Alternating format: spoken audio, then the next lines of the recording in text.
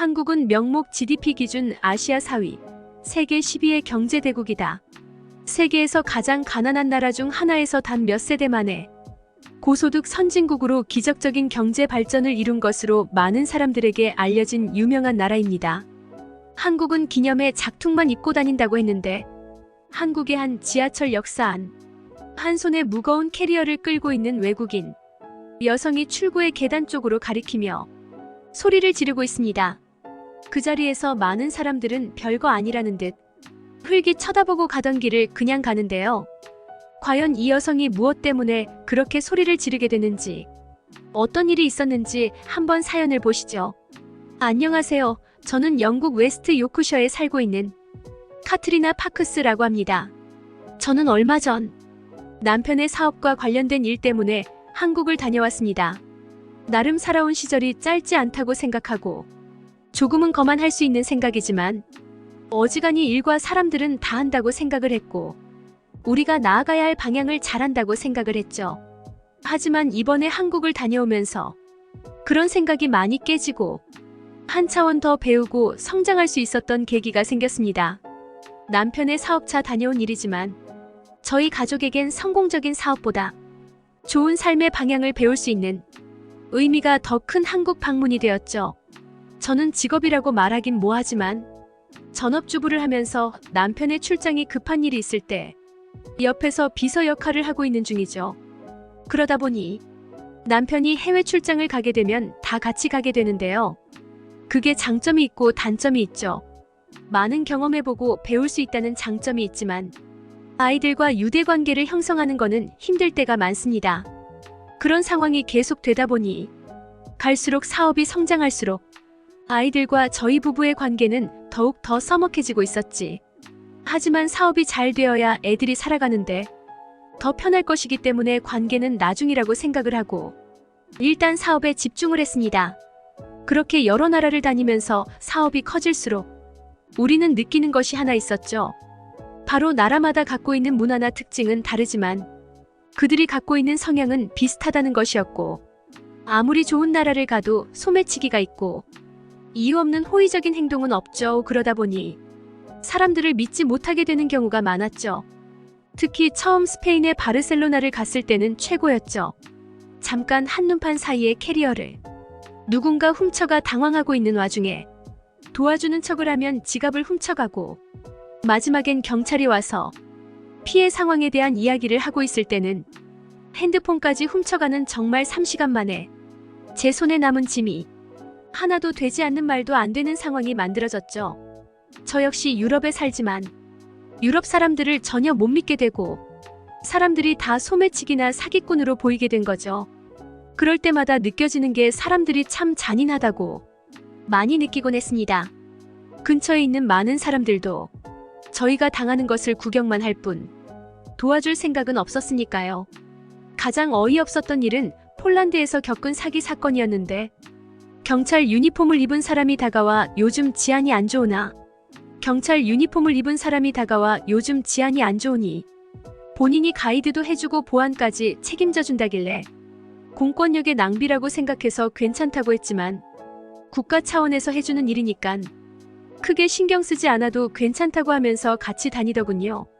사실 크게 도움이 되진 않았지만 그렇게 숙소까지 오는 이 시간 동안 동행을 했고 우리에게 100파운드를 요구했죠.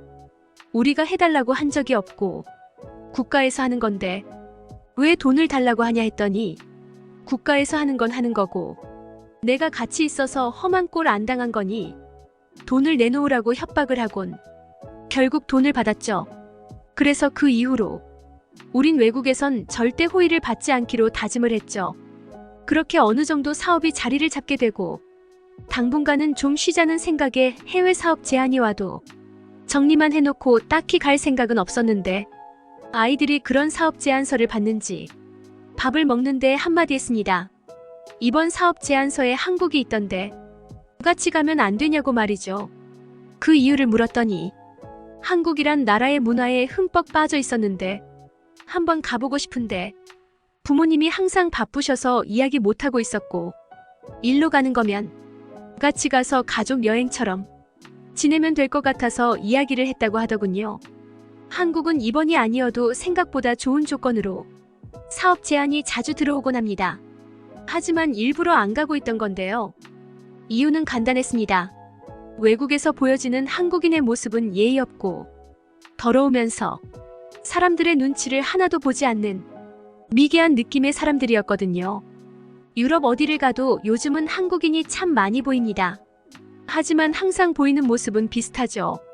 항상 시끄럽게 자기들만 있는 것처럼 이야기를 하고 본인들 나라에 말만 사용해서 전혀 소통을 할 생각이 없고 쓰레기는 함부로 버리고 옷이랑 가방은 어디서 샀는지 꼭 가품만 들고 다녔죠.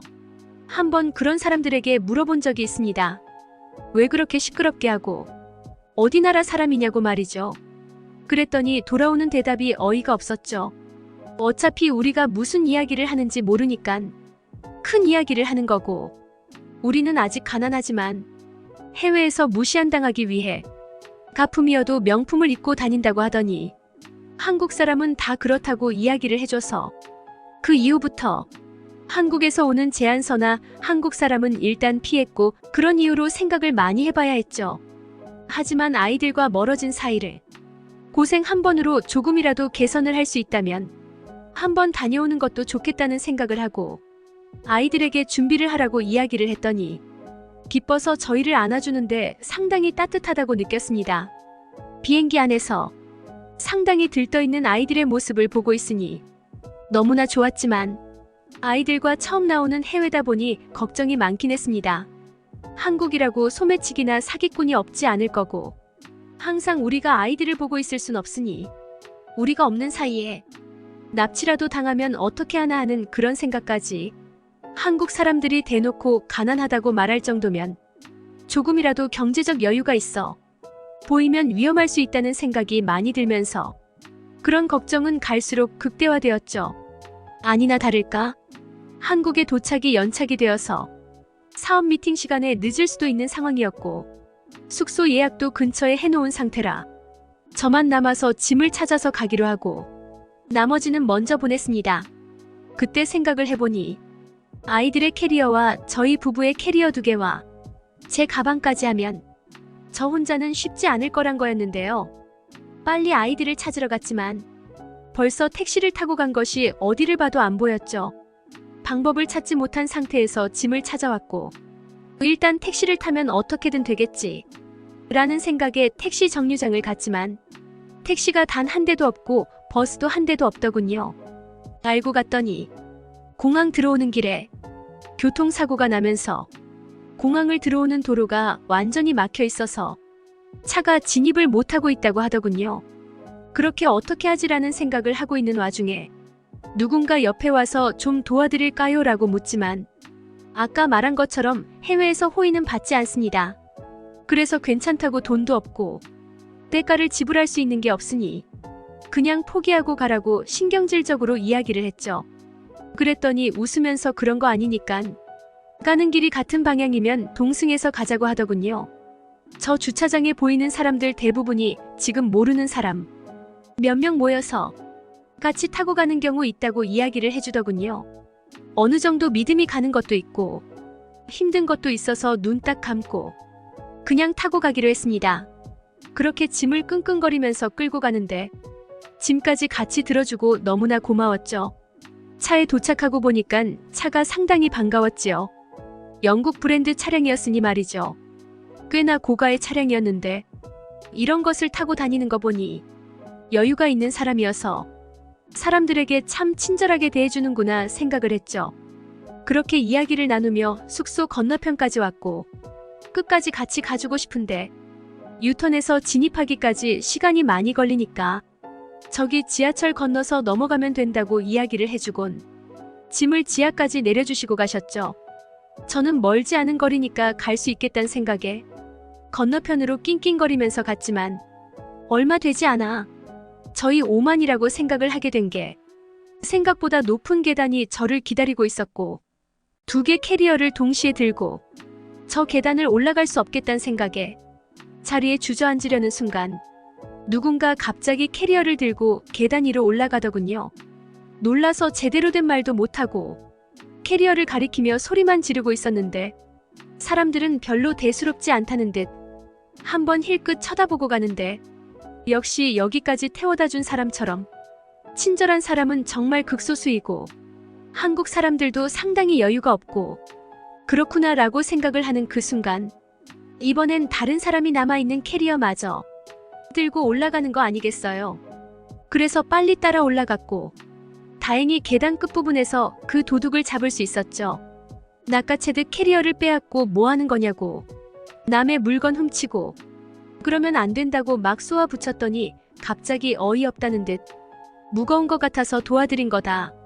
앞서 말씀드렸는데 못 들으신 거냐고 묻는데 아까 제가 생각하고 있을 때 누군가 무슨 이야기를 했는데 그걸 못 들어서 저한테 하는 이야기가 아닌가 보다 했는데 바로 그때 한 이야기였던 것 같죠. 하지만 그런 말을 믿을 수 없었지만 짐을 찾았으니 되겠다라는 생각을 하고 앞을 보았더니 아까 앞에 훔쳐갔던 HER이 다른 캐리어도 멀쩡히 자리에 있었습니다. 이게 뭐지 하고 했더니 HER이 알고 봤더니 앞에 사람도 도와준 거였던 거죠. 그렇게 숙소에 도착을 했고 로비에서 기다리고 있는 아이들과 함께 방으로 들어갔죠.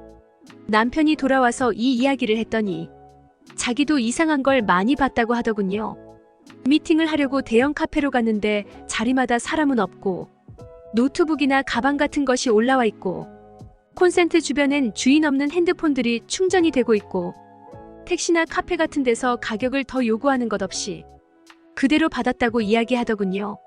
그러고 보니 숙소에 도착했을 아이들이 여권이 없어 방에 못 들어가고 있음에도 불구하고 상당히 안전하게 있었다는 것이 기억이 났죠. 유럽이었으면 오늘 일어난 일 중에 하나만 일어나도 유럽이 참 많이 바뀌고 있구나 하고 느낄 정도인데 그런 일을 한 번에 몰아서 받았다고 생각을 했죠. 다음날 남편은 미팅을 하러 또 갔고 오늘은 비서가 필요 없다고 해서 저와 아이들은 함께 관광을 하기로 했고 아이들에게 출발 전에 충고를 했습니다. 한국 사람들은 가난하게 살아서 너무 경제적 여유를 보이면 사람들이 위협적으로 바뀔 거고 크게 말해도 화내는 게 아니니 걱정하지 말고 사람들이 가품을 입고 있어도 신경 쓰지 말라고 그런 거 알아보면 사람들이 불편해할 거니깐 엄마가 잘못 알고 있는 것 같다고 한국 사람들이 절대 그럴 리가 없다고 이야기를 하더군요. 아이들이 인터넷에서 한국 광고 글을 보고 그렇게 생각하나 보다 생각을 했죠. 그렇게 우리는 관광을 시작했고 생각보다 상당히 재밌었습니다. 한눈에 봐도 가난하다고 말할 수 없는 환경이었죠. 꽤나 고급져 보이는 빌딩들과 고급진 식당들과 차들까지 무언가 이상했습니다. 그 순간 누군가 저에게 말을 걸더군요. 봤더니 어제 저를 숙소까지 데려다준 사람이었고 반가운 마음에 정말 크게 인사를 했습니다. 그러더니 이것도 인연인데 자기가 가이드를 해주겠다고 하더군요. 이야기했지만 이것도 돈 안 받고 해주는 거니깐 그냥 같이 다니자고 하면서 이야기를 하더군요. 그렇게 서울의 맛집부터 관광지까지 다 다녔고 한국이 제가 알고 있는 것과 많이 다르다는 걸 알게 되었고 외국에서 겪었던 한국인들에 관한 이야기를 했더니 정말 세상이 떠나가게 웃더군요. 그러면서 하는 이야기가 그런 사람이 없진 않겠지. 한국 사람들의 80% 이상은 그것과 반대로 행동을 할 거라고 이야기를 했죠. 그러면 한국은 소매치기나 사기꾼이 없냐고. 외국에서 당신이 한 것처럼 나에게 다른 사람이 대하면 난 그 사람에게 싸대기를 때리던가 하면서 청포도 에이드 사기꾼이라고 욕을 했을 거라고 이야기를 했죠.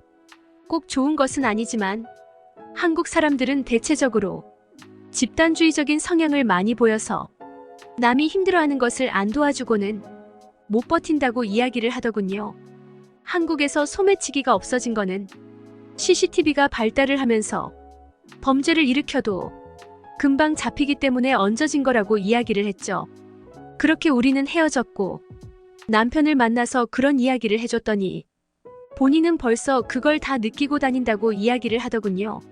무언가를 물어보면 사람들이 친절히 답을 해주고 누구 하나 귀찮은 티를 내지 않는다고 준비한 한글로 있는 힘을 다해 말을 해도 사람들이 영어로 대답을 해주니깐 상당히 신기하다고 말이죠.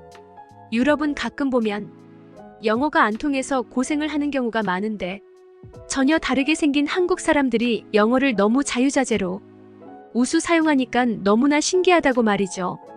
그리고 한국 사람들이랑 일을 해보니까 상당히 대단하다고 느껴지는 게 속도가 상당히 빠른데 정확한 일머리가 상당히 좋아서 다른 유럽 사람들이랑 일할 때보다 훨씬 편하게 할 수 있다고 이야기를 하더군요. 그리고 기술의 발전도 어디랑 비교해도 말이 안 될 정도라고 이야기를 했죠. 모든 업무가 디지털화되어 있어서 어느 자리에서도 인터넷을 사용하거나 일을 처리할 수 있고, 아까는 카페에서 본사의 컴퓨터를 원격으로 연결을 해서 파일을 갖고 담당자랑 영상으로 통화를 하면서 설명을 들을 수 있었고, 가장 놀라운 것은 어이없게도 같이 미팅을 하던 사람이 실수로 남편의 핸드폰을 떨어뜨려서 액정이 깨졌는데 잠깐만 기다리라고 하더니 20분 만에 핸드폰을 고쳐서 돌아왔다 하더군요. 그래서 그건 정말 말도 안 된다고 생각을 했던 게, 전에 제 핸드폰 액정이 똑같이 부서진 적이 있었는 그 당시에 수리를 하는데 한 달이 넘게 걸린다 했었거든요. 그걸 한국에서 20분 만에 해버리는 거였습니다. 그렇게 빠르게 처리되는데도 불구하고 가격은 영국의 반값 정도밖에 안 된다고 하더군요. 그렇게 우리는 한국에 대해 알고 있던 것들, 많은 것이 바뀌었죠. 분명한 한국을 오기 전에 가난하고 예의 없는 나라, 기술의 발전이 안 돼서 아직도 차가 별로 없어서 교통체증이 없는 나라 정도로 생각했는데 다 그런 게 잘못된 거더군요. 그리고 유럽에서 기사를 하나 봤는데 유럽에서 한국인인 척 연기하는 중국인이 많다는 기사였고, 우리에게 한국에 대한 이미지를 심을 사람들이 중국 사람인 걸 알게 되었죠. 그렇게 우리는 한국을 다녀와서 느낀 것은 그거였습니다.